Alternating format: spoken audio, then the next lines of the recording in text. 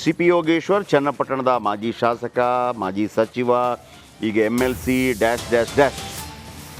ಈಗ ರಿಪಬ್ಲಿಕ್ ಕನ್ನಡದ big exclusive ಕುರುಕ್ಷೇತ್ರ ಕದನಕ್ಕೆ ಸಾಕ್ಷಿ ಆಗಲಿದೆ. ಚನ್ನಪಟ್ಟಣದಲ್ಲಿ ಯಾರಾಗ್ತಾರೆ ಕ್ಯಾಂಡಿಡೇಟು? ಕಾಂಗ್ರೆಸ್ನಿಂದ DK ಶಿವಕುಮಾರ್ ನಾನೇ ಕ್ಯಾಂಡಿಡೇಟು ತಂದರು. ಆಮೇಲೆ BJP ನಿಲ್ಲಲ್ಲ ಅಥವಾ JDS, ಇಬ್ಬರಿಂದ ಒಬ್ಬರು ನಿಲ್ಲಬೇಕು. ಅದು JDS ಪ್ಲೇಸು ಕುಮಾರಸ್ವಾಮಿದು. ಆದರೆ ಈ ಚುನಾವಣೆಯಲ್ಲಿ, ಲೋಕಸಭಾ ಚುನಾವಣೆಯಲ್ಲಿ ಚನ್ನಪಟ್ಟಣದಲ್ಲಿ ಭಾಳ ಲಾಭ ಮಾಡಿಕೊಟ್ಟಿದ್ದಾರೆ. ಯಾರು? C P Yogeshwar. ಈಗ ಸಚಿವ ಚಲುವರಾಯಸ್ವಾಮಿ ಒಂದು ಕಮಿಟಿ ಮಾಡಿದೆಯಂತೆ. ಸ್ಥಳೀಯ ನಾಯಕರ ಅಭಿಪ್ರಾಯ ಸಂಗ್ರಹಿಸಿ ವರದಿ ಕೊಟ್ಟಿದ್ದಾರಂತೆ ಸಮಿತಿ. 2 ಪ್ರಮುಖ ಅಂಶ ಉಲ್ಲೇಖ ಮಾಡಿ ವರದಿ ಕೊಟ್ಟ ಕಮಿಟಿ. ವೆರಿ ಇಂಟ್ರೆಸ್ಟಿಂಗ್ ಇದು. ಏನದು? ದೋಸ್ತಿ ನಾಯಕರ ನಡೆನುಡಿ ಅಭ್ಯರ್ಥಿ ಆಯ್ಕೆ ಆಮೇಲೆ ಮಾಡೋಣ ಅಂತ. ನಂಬರ್ 2, ಸಿ ಪಿ ಯೋಗೇಶ್ವರ್ ನಡೆ ಗಮನಿಸಬೇಕೆಂದ ಕಮಿಟಿ.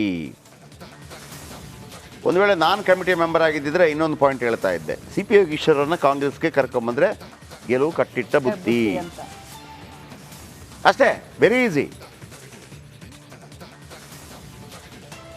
ಮಾತಾಡಿದ್ದಾರೆ ಅವರು, ಕೇಳಿಸ್ಕೊಳ್ಳಿ.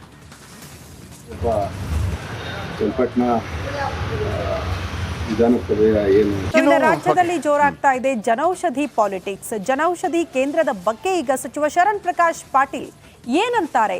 ರಿಪಬ್ಲಿಕ್ ಕನ್ನಡದಲ್ಲಿ ಶರಣ್ ಪ್ರಕಾಶ್ ಪಾಟೀಲ್ ಅವರ ಎಕ್ಸ್ಕ್ಲೂಸಿವ್ ಮಾತು. ಸರ್ಕಾರಿ ಆಸ್ಪತ್ರೆಯಲ್ಲಿ ಜನೌಷಧಿ ಕೇಂದ್ರ ಬೇಡ, ಮಾರ್ಕೆಟ್ನಲ್ಲಿ ಎಲ್ಲಿ ಬೇಕಾದ್ರೂ ನೀವು ಹಾಕೊಳ್ಬಹುದು. ಔಷಧಿ ಉಚಿತವಾಗಿ ಕೊಡಬೇಕು ಅನ್ನೋದು ಸರ್ಕಾರದ ಉದ್ದೇಶ. ಆದ್ರೆ ಜನೌಷಧಿ ಕೇಂದ್ರದಲ್ಲಿ ಮಾರಾಟ ಮಾಡ್ತಾರೆ.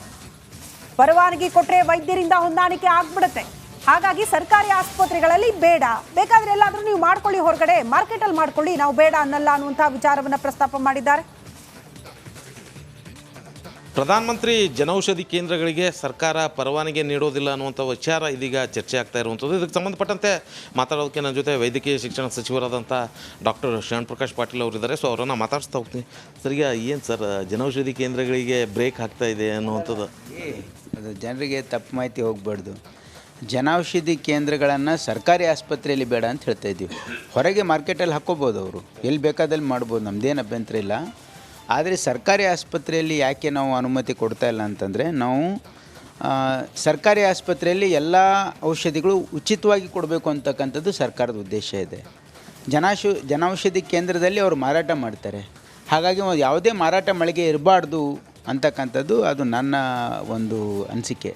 ಹಾಗಾಗಿ ಹಿಂದೆ ನಾನು ಸಚಿವನಿದ್ದಾಗಲೂ ಕೂಡ 5 ವರ್ಷ ಯಾವುದೇ ಜನೌಷಧಿ ಕೇಂದ್ರಕ್ಕೆ ನಾನು ಯಾವುದೇ ಮೆಡಿಕಲ್ ಸ್ಟೋರಿಗೆ ನಾನು ಅವಕಾಶ ಕೊಟ್ಟಿಲ್ಲ. ಸರ್ಕಾರಿ ಮೆಡಿಕಲ್ ಕಾಲೇಜ್, ಸರ್ಕಾರಿ ಆಸ್ಪತ್ರೆಗಳಲ್ಲಿ. ಯಾಕಂದರೆ ಅದರಿಂದ ಏನಾಗುತ್ತೆ, ಅಲ್ಲಿ ಡಾಕ್ಟರ್ಸ್ ಅವ್ರು ಏನಾದರೂ ಕೆಲವು ಜನ ಅಲ್ಲಿ ಕನಾಯವಾಗಿಬಿಟ್ಟು ಅವರಿಗೆ ಅಲ್ಲಿ ಬರ್ತಕ್ಕಂಥ ಬಡವರಿಗೆ ಪ್ರಿಸ್ಕ್ರಿಪ್ಷನ್ ಕೊಡ್ತಕ್ಕಂಥ ಪ್ರಾರಂಭ ಆಗುತ್ತೆ. ನಾವು ಪ್ರಿಸ್ಕ್ರಿಪ್ಷನ್ ಕೊಡಬಾರ್ದು. ಯಾವುದೇ ಔಷಧಿ ಇರ್ಬೋದು, ಅದು ಸರ್ಕಾರದಿಂದ ಉಚಿತವಾಗಿ ಸಿಗಬೇಕು ಅಂತಕ್ಕಂಥದ್ದು ನನ್ನ ಒಂದು ಅನಿಸಿಕೆ. ಹಾಗಾಗಿ ಜನೌಷಧಿ ಕೇಂದ್ರಗಳು ಮಾರ್ಕೆಟ್ನಲ್ಲಿ ಓಪನ್ ಮಾಡ್ಕೊಳ್ಬೋದು. ಯಾಕಂದರೆ ಉದ್ದೇಶ ಏನಿದೆ ಜನೌಷಧಿ ಕೇಂದ್ರಗಳದ್ದು? ನಾವು ಮಾರ್ಕೆಟ್ಗಿಂತ ಕಮ್ಮಿ ದರದಲ್ಲಿ ನಾವು ಔಷಧಿಗಳನ್ನು ಕೊಡ್ತಾ ಇದ್ದೀವಿ ಅಂತಕ್ಕಂಥದ್ದು ಅವರ ಒಂದು ವಾದ ಇದೆ. ಅದಕ್ಕೆ ನಮ್ದು ಯಾವುದೂ ಅಭ್ಯಂತರ ಇಲ್ಲ. ಮಾರ್ಕೆಟಲ್ಲಿ ದುಬಾರಿ ವೆಚ್ಚದಲ್ಲಿ ಕೊಡ್ತಾ ಇದ್ದರೆ ನೀವು ಅವ್ರ ಪಕ್ಕಕ್ಕೆ. ಇದು ಒಂದು ಲೆಕ್ಕದಲ್ಲಿ ಕರೆಕ್ಟ್ ಇದೆ. ಆಮೇಲೆ ಚರ್ಚೆ ಆಗಲಿ ಅದರದ್ದು. ನೋಡಿ,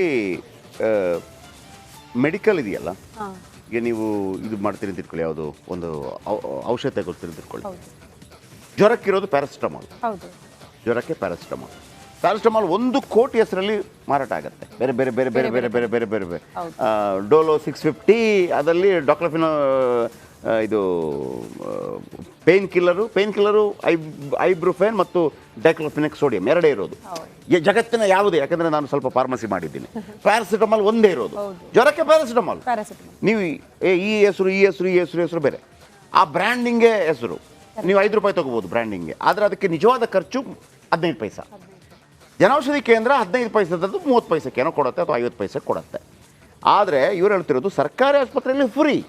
ಸರ್ಕಾರಿ ಆಸ್ಪತ್ರೆಯಲ್ಲಿ ಕೊಟ್ಟರೆ ಏನಾಗುತ್ತೆ, ಈಗ ನಿಮ್ಮದೊಂದು ಜನೌಷಧಿ ಕೇಂದ್ರ ಇದೆ, ನಾನು ಡಾಕ್ಟ್ರು, ಅಲ್ಲೊಬ್ಬ ಫ್ರೀ ಕೊಡ್ತಿದ್ದಾನೆ. ನಾನೇನು ಮಾಡ್ತೀನಿ, ಪ್ರಿಸ್ಕ್ರಿಪ್ಷನ್ ಬರೆದು ಕೊಡ್ತೀನಿ, ಇದೇ ಮಾತ್ರೆ ತಗೊಳ್ಳಿ, ಇಲ್ಲಿಂದ ಜನೌಷಧಿ ಕೇಂದ್ರ ತಗೊಳ್ಳಿ ಅಂತೇಳಿ. ನಾನು ನಿಮ್ಮಲ್ಲಿಗೆ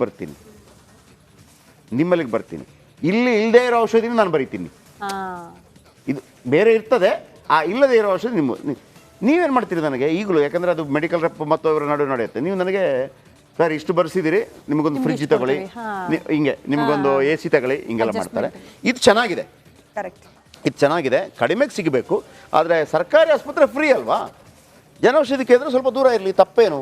ಐ ಡೋಂಟ್ ನೋ, ಅದ್ರ ಬಗ್ಗೆ ಚರ್ಚೆ ಆಗಲಿ. ನಾನು ಈ ಡಾಕ್ಟರ್ ಪರವಾಗಿ ಹೇಳ್ತಿರುವಂಥದ್ದು. ನೆಕ್ಸ್ಟ್, ಇನ್ನು 3ನೇ ವಿಶ್ವ ಮಹಾಯುದ್ಧ ಶುರುವಾಗ್ಬಿಡುತ್ತಾ ಅನ್ನೋದು ಪ್ರಶ್ನೆ ಆಗ್ತಾ ಇದೆ. ಇರಾನ್ ವಿರುದ್ಧ ಸಮರಕ್ಕಿಳಿತ ನಾಟೋ ಪಡೆ. ನಾಟೋದಿಂದ ಇರಾನ್ಗೆ ಖಡಕ್ ಸಂದೇಶ ರವಾನೆಯಾಗಿದೆ. ಇಸ್ರೇಲ್ ಮೇಲಿನ ದಾಳಿ ನಿಲ್ಲಿಸಲೇಬೇಕು ಅನ್ನುವಂಥ ಖಡಕ್ ಸಂದೇಶ. ತಕ್ಷಣವೇ ಮಿಲಿಟರಿ ಕಾರ್ಯಾಚರಣೆ ನಿಲ್ಲಿಸಬೇಕು ಅನ್ನುವಂಥ ಎಚ್ಚರಿಕೆಯನ್ನ ನಾಟೋ ಪಡೆ ನಿನ್ನೆ ಕೊಟ್ಟಿದೆ. ಬಟ್ ಇಷ್ಟಕ್ಕೆ ಸುಮ್ಮನಾಗುತ್ತಾ ಇರಾನ್ ಅನ್ನೋದು ಪ್ರಶ್ನೆ. ಈ ನಾಟೋ ಪಡೆಯ ಎಚ್ಚರಿಕೆಗೆ ಸೈಲೆಂಟ್ ಆಗ್ಬಿಡುತ್ತಾ ಇರಾನ್ ಅನ್ನುವಂಥ ಪ್ರಶ್ನೆ ಇದೆ. ಬಟ್ ಈ ಎಲ್ಲ ಬೆಳವಣಿಗೆಯಿಂದ ಮತ್ತೊಂದು ಮಹಾಯುದ್ಧಕ್ಕೆ ಏನಾದರೂ ಸಾಕ್ಷಿ ಆಗಬಹುದಾ ಅನ್ನುವಂಥ ಬೆಳವಣಿಗೆಗಳು, ಅಂಥದ್ದೊಂದಷ್ಟು ಪ್ರಶ್ನೆ, ಆತಂಕ ನಿನ್ನೆಯಿಂದಲೂ ಕೂಡ ನಾವು ಗಮನಿಸ್ತಾ ಇದ್ದೀವಿ ಏನಾಗ್ತಾ ಇದೆ ಅಂತ.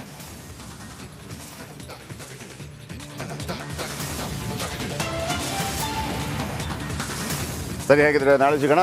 ನಾಳೆ ಸಿಗೋಣ. ಓಕೆ, ಬಾಯ್ ಬಾಯ್, ನಾಳೆ ಸಿಗೋಣ. ಇದು ಬಿಗ್ ಮಾರ್ನಿಂಗ್. ಮುಂದಿನ ಭಾಗದಲ್ಲಿ ನಿರೀಕ್ಷಿಸಿ. ಸಿ ಪಿ ಯೋಗೇಶ್ವರ್ ಚನ್ನಪಟ್ಟಣದ ಮಾಜಿ ಶಾಸಕ, ಮಾಜಿ ಸಚಿವ, ಈಗ MLC ಡ್ಯಾಶ್ ಡ್ಯಾಶ್ ಡ್ಯಾಶ್. ಈಗ ರಿಪಬ್ಲಿಕ್ ಕನ್ನಡದ ಬಿಗ್ ಎಕ್ಸ್ಕ್ಲೂಸಿವ್ ಕುರುಕ್ಷೇತ್ರ ಕದನಕ್ಕೆ ಸಾಕ್ಷಿ ಆಗಲಿದೆ. ಚನ್ನಪಟ್ಟಣದಲ್ಲಿ ಯಾರಾಗ್ತಾರೆ ಕ್ಯಾಂಡಿಡೇಟು? ಕಾಂಗ್ರೆಸ್ನಿಂದ DK ಶಿವಕುಮಾರ್ ನಾನೇ ಕ್ಯಾಂಡಿಡೇಟು ತಂದರು. ಆಮೇಲೆ BJP ನಿಲ್ಲಲ್ಲ ಅಥವಾ JDS, ಇಬ್ಬರಿಂದ ಒಬ್ಬರು ನಿಲ್ಲಬೇಕು. ಅದು JDS ಪ್ಲೇಸು ಕುಮಾರಸ್ವಾಮಿದು. ಆದರೆ ಈ ಚುನಾವಣೆಯಲ್ಲಿ, ಲೋಕಸಭಾ ಚುನಾವಣೆಯಲ್ಲಿ ಚನ್ನಪಟ್ಟಣದಲ್ಲಿ ಭಾಳ ಲಾಭ ಮಾಡಿಕೊಟ್ಟಿದ್ದಾರೆ. ಯಾರು? C P Yogeshwar. ಈಗ ಸಚಿವ ಚಲುವರಾಯಸ್ವಾಮಿ ಒಂದು ಕಮಿಟಿ ಮಾಡಿದೆಯಂತೆ. ಸ್ಥಳೀಯ ನಾಯಕರ ಅಭಿಪ್ರಾಯ ಸಂಗ್ರಹಿಸಿ ವರದಿ ಕೊಟ್ಟಿದ್ದಾರಂತೆ ಸಮಿತಿ.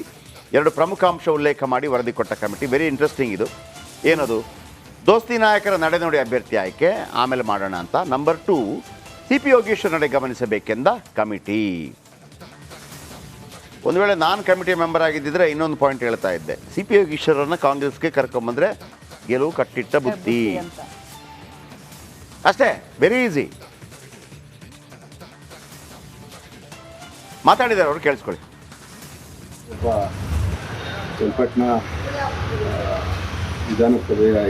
ಇನ್ನು ರಾಜ್ಯದಲ್ಲಿ ಜೋರಾಗ್ತಾ ಇದೆ ಜನೌಷಧಿ ಪಾಲಿಟಿಕ್ಸ್. ಜನೌಷಧಿ ಕೇಂದ್ರದ ಬಗ್ಗೆ ಈಗ ಸಚಿವ ಶರಣ್ ಪ್ರಕಾಶ್ ಪಾಟೀಲ್ ಏನಂತಾರೆ?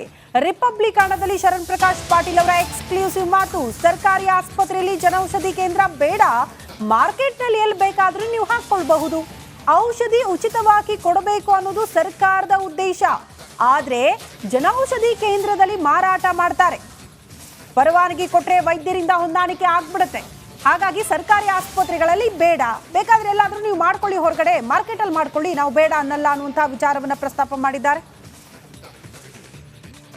ಪ್ರಧಾನಮಂತ್ರಿ ಜನೌಷಧಿ ಕೇಂದ್ರಗಳಿಗೆ ಸರ್ಕಾರ ಪರವಾನಗಿ ನೀಡೋದಿಲ್ಲ ಅನ್ನುವಂಥ ವಿಚಾರ ಇದೀಗ ಚರ್ಚೆ ಆಗ್ತಾ ಇರುವಂಥದ್ದು. ಇದಕ್ಕೆ ಸಂಬಂಧಪಟ್ಟಂತೆ ಮಾತಾಡೋದಕ್ಕೆ ನನ್ನ ಜೊತೆ ವೈದ್ಯಕೀಯ ಶಿಕ್ಷಣ ಸಚಿವರಾದಂಥ ಡಾಕ್ಟರ್ ಶರಣ್ ಪ್ರಕಾಶ್ ಪಾಟೀಲ್ ಅವರಿದ್ದಾರೆ. ಸೊ ಅವರನ್ನು ಮಾತಾಡಿಸ್ತಾ ಹೋಗ್ತೀನಿ. ಸರ್, ಈಗ ಏನು ಸರ್ ಜನೌಷಧಿ ಕೇಂದ್ರಗಳಿಗೆ ಬ್ರೇಕ್ ಆಗ್ತಾ ಇದೆ ಅನ್ನುವಂಥದ್ದು? ಅದು ಜನರಿಗೆ ತಪ್ಪು ಮಾಹಿತಿ ಹೋಗಬಾರ್ದು. ಜನೌಷಧಿ ಕೇಂದ್ರಗಳನ್ನು ಸರ್ಕಾರಿ ಆಸ್ಪತ್ರೆಯಲ್ಲಿ ಬೇಡ ಅಂತ ಹೇಳ್ತಾ ಇದ್ದೀವಿ. ಹೊರಗೆ ಮಾರ್ಕೆಟಲ್ಲಿ ಹಾಕ್ಕೋಬೋದು, ಅವರು ಎಲ್ಲಿ ಬೇಕಾದಲ್ಲಿ ಮಾಡ್ಬೋದು, ನಮ್ಮದೇನು ಅಭ್ಯಂತರ ಇಲ್ಲ. ಆದರೆ ಸರ್ಕಾರಿ ಆಸ್ಪತ್ರೆಯಲ್ಲಿ ಯಾಕೆ ನಾವು ಅನುಮತಿ ಕೊಡ್ತಾ ಇಲ್ಲ ಅಂತಂದರೆ, ನಾವು ಸರ್ಕಾರಿ ಆಸ್ಪತ್ರೆಯಲ್ಲಿ ಎಲ್ಲ ಔಷಧಿಗಳು ಉಚಿತವಾಗಿ ಕೊಡಬೇಕು ಅಂತಕ್ಕಂಥದ್ದು ಸರ್ಕಾರದ ಉದ್ದೇಶ ಇದೆ.